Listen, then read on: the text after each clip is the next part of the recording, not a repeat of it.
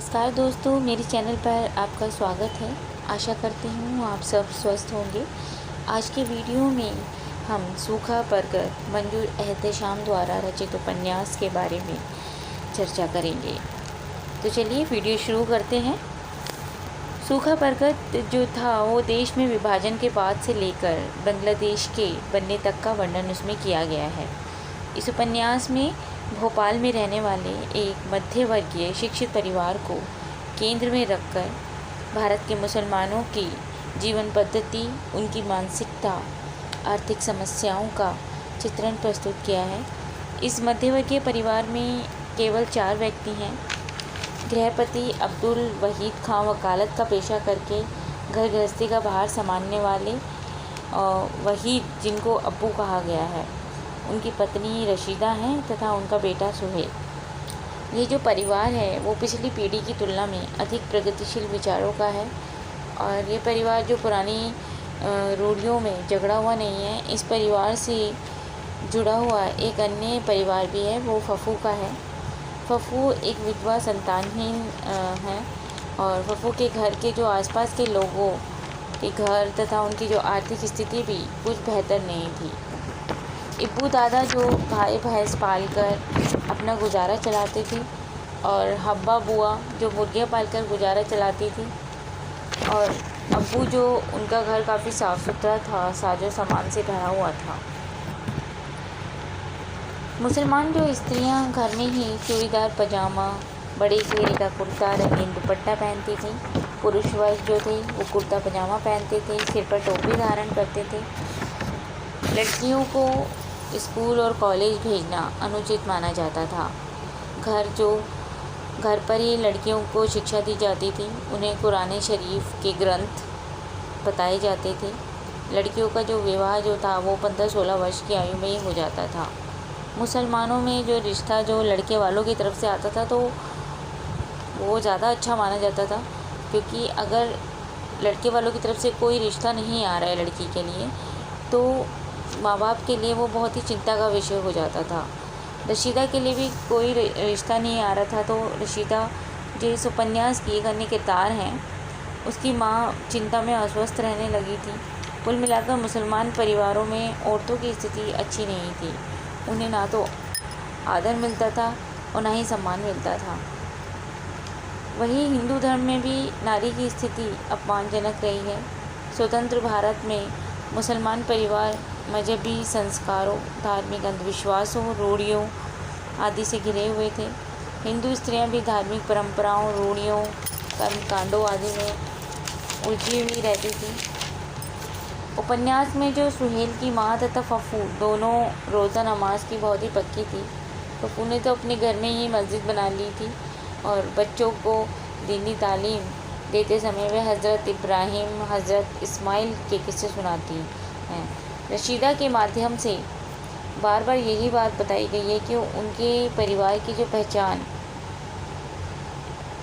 उनकी सामाजिक आर्थिक स्थिति से होती है, ना कि संप्रदाय विशेष से होती है। रशीदा यही सोचती हैं कि छोटे छोटे सुखों को पाने के लिए दुखों को कितना झेलना पड़ता है। अतः देखा जाए तो मध्य वर्ग के जो लोग, वो हिंदू हों या मुसलमान हों, हमेशा त्रिशंकु स्थिति में ही रहे हैं। उच्च वर्ग के समान सुख सुविधाओं का जीवन बिताना चाहते हैं, पर उनकी जो आजीविका उतनी नहीं होती है कि वो ऐसा कर सकें। अब्बू जो अपने बेटे और बेटी को उच्च शिक्षा देकर उनका भविष्य उज्जवल बनाना चाहते हैं, वो सुहेल को इंजीनियरिंग में दाखिला कराना चाहते हैं, लेकिन उनके पास इतना पैसा नहीं होता है। रशीदा भी विज्ञान की मेधावी छात्र हैं, डॉक्टरी पढ़ना चाहती हैं, पर पिता की हालत को देखकर वो विज्ञान छोड़कर बीए और एमए करने का निर्णय लेती हैं। उनके परिवार के जो अन्य भाई जो थे, जो अपेक्षाकृत अधिक संपन्न हैं, उनका तिरस्कार करते हैं। एक प्रकार से उनका बायकॉट किया जाता है। मध्यवर्ग के जो परिवारों की एक कमजोरी को भी यहाँ दिखाया गया है कि जो निम्न वर्ग से ऊंचा, अधिक सुशिक्षित, अधिक संपन्न दिखाने के लिए वे अपनी हैसियत से अधिक खर्च करते हैं, ऋण लेते हैं और स्वयं अपने जीवन को ही कटु बना लेते हैं। सईदा आपा भी ऐसे ही मध्यवर्गीय परिवार की महिला हैं। सुहेल और रशीदा जब उनके घर जाते हैं तो वो उनका बहुत स्वागत करती हैं, बहुत ठाट बाट से उनके सामने ढेरों चीज़ें सामान रखती हैं, चाहे उनकी हैसियत के बाहर हो, फिर भी वे बहुत कुछ उनके लिए करती हैं। और इस उपन्यास में ये भी दिखाया गया है कि प्रदर्शन प्रियता को काफ़ी दिखाया गया है कि उपन्यास में इस प्रवृत्ति का भी परिचय मिलता है कि जब अब्बू पेट के कैंसर से पीड़ित होकर मृत्युशैया पे पड़े होते हैं तो असहाय यातना भोग रहे थे, तो रशीदा भी ये कहती है कि हमने तो साल से देखा नहीं था, वह सब हमारी मदद करने को बेचैन थे। इसने मुझे दोहरे गुस्से और लाचारी में डाल दिया था। लगता है इन तमाम लोगों के आने के पीछे खिदमत जज्बा कम या जतलाना ज़्यादा दिखा है। और उपन्यास में लैंगिक शिक्षा का ना होना किशोर किशोरियों के मन में सेक्स के प्रति जो जिज्ञासा उत्पन्न करता है वो भी स्वाभाविक है। इस अभाव का भी परिणाम होता है कि विकृतियाँ अनैतिक हो जाती हैं। किशोर किशोरियों की जिज्ञासा उन्हें चोरी छिपे सस्ती बाज़ारों घासलेटी कामशास्त्र की पुस्तकें पढ़ने के लिए उकसाती हैं। इन किताबों को पढ़ के वे गलत मार्ग पर चलते हैं। सईदा भी उनमें से ऐसी ही थी। वो रंगीन किताबों और रशीदा बेगम की रंगीन किताबों को पढ़ती हैं और उनके मन में गलत चीज़ें पनपती हैं। इसी अज्ञान का परिणाम है कि अपनी प्राकृतिक सहज मनोवृत्ति तथा शरीर की भूख मिटाने के लिए मध्यवर्गीय परिवार के किशोर किशोरी भटक जाते हैं। कुसुम का अपने जीजा के छोटे भाई से रोमांस, स्वयं रशीदा का विजय के प्रति विवाह से पूर्व आत्मसमर्पण और सुहेल और गीता शर्मा का प्रेम इसके उदाहरण हैं। मुसलमान मध्यवर्गीय परिवारों में अनैतिक संबंध आम बात है। हब्बा बुआ अपने पति की मृत्यु के बाद अब्दुल्ला दादा के साथ रहने लगती हैं। शाघा आपा पति को छोड़कर एक डॉक्टरनी के ड्राइवर के साथ रहती हैं। अतः उपन्यास में पढ़े लिखे परिवारों में शैक्षिक साहित्यिक वातावरण का भी परिचय भी मिलता है। उपन्यास के आरंभ में भी खानदान की साहित्यिक रुचि की सीमा का पता चलता है।